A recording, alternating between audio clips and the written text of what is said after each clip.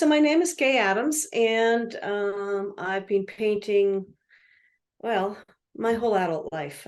I'm in my 60s now, so it's been a long time doing art, and it's just the best life ever. I love it. I love everything about it.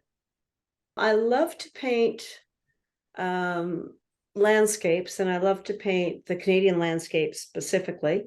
Um, The biggest thing that I like to paint though is light. Like I love to paint the effects of light. So I always make sure that I have punchy light in my paintings because that's what makes it fun for me. That's what makes it challenging for me.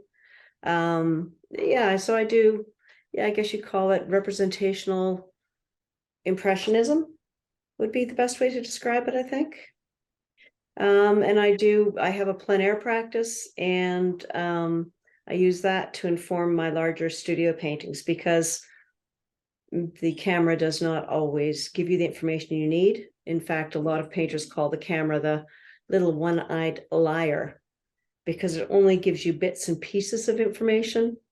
And so I think that an outdoor painting practice is really essential if you want to be a good landscape painter. There's definitely a different state of mind. In the studio, you have the leisure of stopping and considering and having a sip of your cup of coffee, and maybe you get distracted by the podcast you might be listening to in the background, and if it's going really badly, I'm like, isn't there a load of laundry I wanted to put on? When you're out plein air painting, you're just trying to get the job done in a limited amount of time, so you've got to focus. You got to keep coming back, like your focus wanders away, and the painting will tell you because something will not be working, not reading, and you got to bring your attention back over and over and over again. And just that practice is good for you, for anybody in anything that they do in their lives, learning how to bring their focus back into the present moment and the task at hand. I'd been painting professionally for probably a decade, and I felt like my studio painting wasn't improving.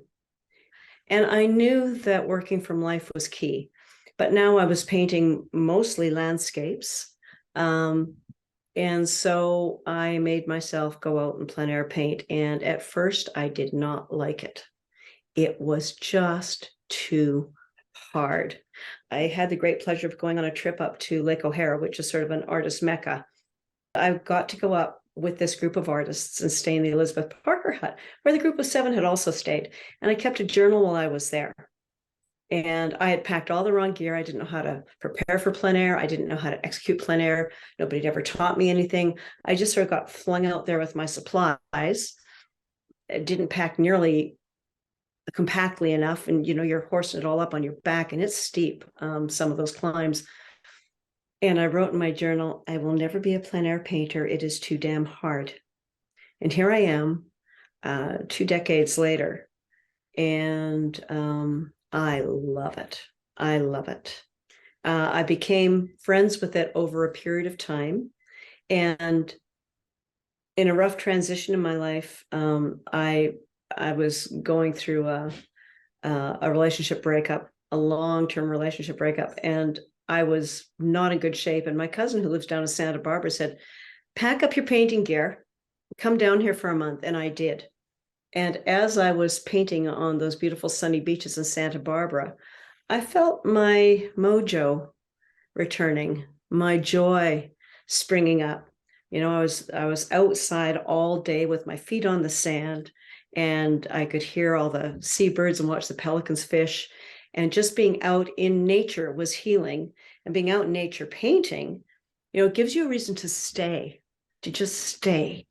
Usually we pass through a place and we go, yeah, see how many kilometers we can hike or how far we can drive. But when you're plein air painting, you just stay.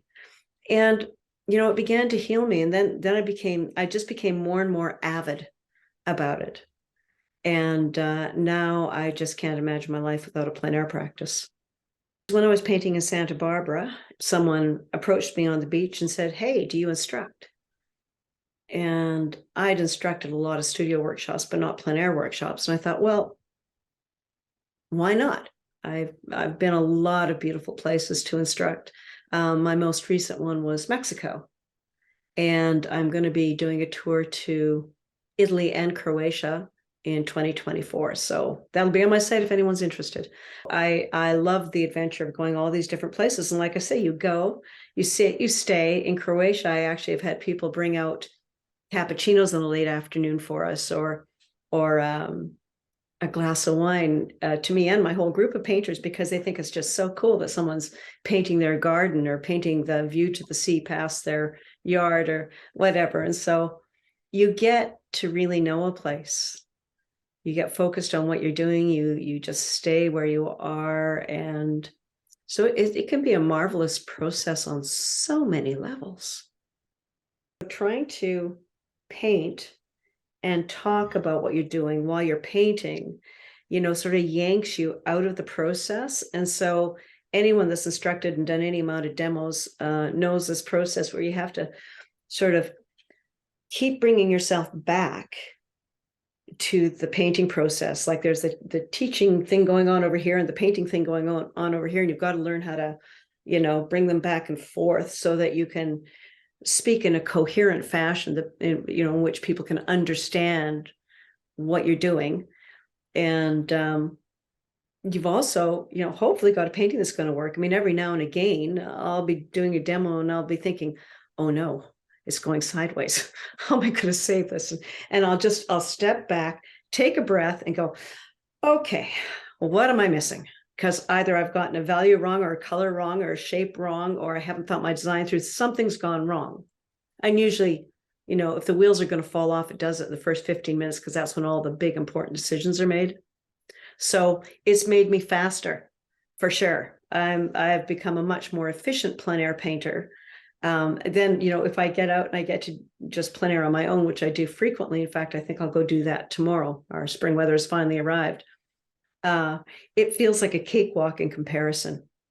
And of course, then working in the studio is a complete cakewalk in comparison. I mean, it seems so much easier once you've had these time and pressure constraints, and especially if you're outside painting, you get shifting light, or and like a day where it's sort of partly cloudy and your foreground's in shadow and your background's lit, and then it just changes, and then it changes back, and then it changes again. So yeah, I'm much faster in the studio because I plein air paint, and I'm much faster at plein air because I plein air instruct.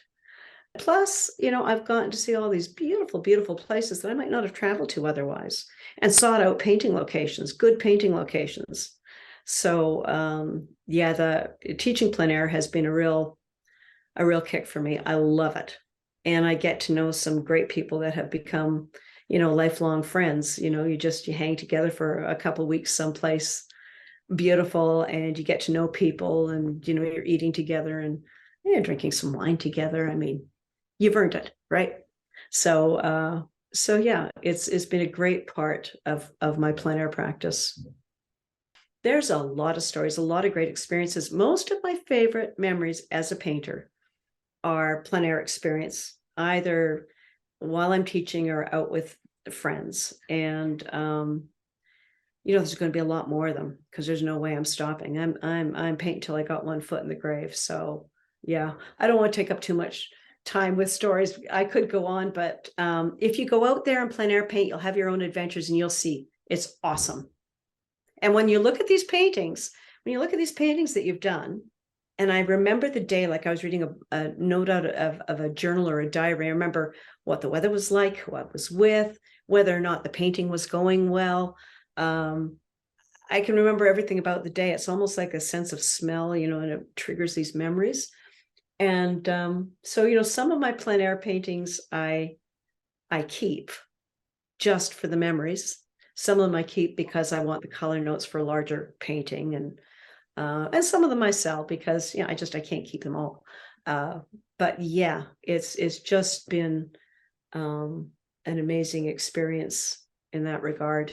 It's just has really been amazing and continues to be. So I'm not giving up on it anytime soon. This last workshop I did in Mexico through Casa Buena Art Retreats. It's a rural place in Mexico. And so it's not a place that most tourists would go to begin with. And, we're on a beach full of working fishing boats. Like they're just like large skiffs with nets and stuff. And the local people make their living from the sea. And so we're there painting for the whole day. And you see them, together hoisting their boats in and hoisting their boats out. And what are they catching? And, so you're there to sort of witness all this stuff. And then, they throw out all the fish guts to the pelicans. You see the pelicans and the cormorants and unless you stay in one place for a while, you don't really see. And plus, the locals are very friendly. They come up and they're just impressed you're out there painting, whether you think your painting is going well or not. They're just really glad that you're there painting the land that they love and showing an appreciation for it. And especially if you go someplace that's more rural, there you don't have vendors or other tourists. It's all just the locals and the way that they live. And the same thing was happening in Croatia. It's one guy came out and we realized that we were actually backed onto in Korčula, the birthplace of Marco Polo, the house he used to live in. And he brought us out all a little, shot of something. I don't know what it was, a grappa or something. And it was strong. I don't think it helped the paintings per se, but it did add to the experience. And some of these places are just so beautiful. We stay there for the day and we go in for a swim at noon and come back out and lunch on location. So wonderful, wonderful adventures. One thing I would like to say is that if you're considering learning how to plein air, it's not a bad idea to take a workshop to figure out what kind of gear you need, what kind of gear you want, what kind of painting you're going to be doing. So I've got a different plein air box for when I'm going to be tailgate painting, where, I'm parked on the side of the road and I can set up right there. I've got a different, smaller, more compact setup for when I need to have it on my back and be hiking up. I've got another setup that's super light for when I'm flying. So, there's lots of little things to consider. And so even just seeing other people's setups, it's going to shorten your learning curve. I mean, it's a steep learning curve. Plein air is hard to do. Don't expect that it's going to come easily, even if you've been painting in the studio for decades, because I know professional painters that have almost burst into tears when they started plein air because it was just so difficult. Having said that, it's the most worthwhile pursuit I can think of as a painter. It's plein air painting is something, that's only got a history of maybe, I don't know, 200 years. When they started putting paint in tubes, probably not even 200 years, to make it possible to go out into the field and paint, and to, go up mountains, and to go on helicopters and fly across the ocean and take all your paints with you. So I would say if you're serious about becoming a better painter, even if you're not going to plein air paint work from life, that will always up your game. And all of you that are out there wanting to try it, well, I will say this to you: may the force be with you. It's a worthy pursuit, and I hope you have as much fun with it and have as many rich experiences as I have, because I think it's just the cat's pajamas.